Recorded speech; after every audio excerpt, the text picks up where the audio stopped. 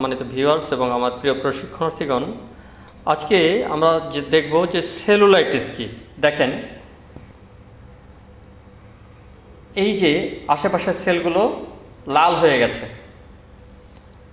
আমি আঙুল দিয়ে দেখাচ্ছি, এই সেলগুলো লাল হয়ে গেছে, এটাই হচ্ছে সেলুলাইটিস।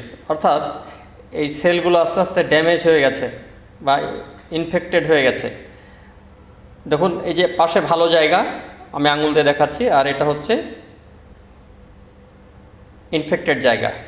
অর্থাৎ এই ইনফেকশনটার জন্যই তো আমার আঙুলের যে ইনফেকশন দেখছেন, ইনফেকশন জনিত কারণে এটা সেলুলাইটিস হয়ে গেছে।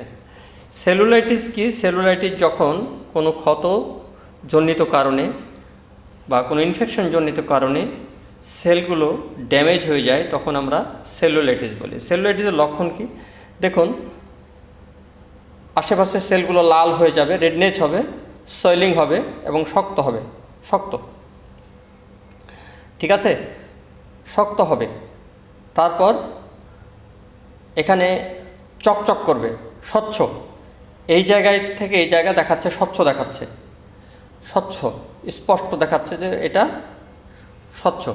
এই লক্ষণগুলো দেখি আমরা অনুধাবন করি যে এটা সেলুলাইটিস। Thank you.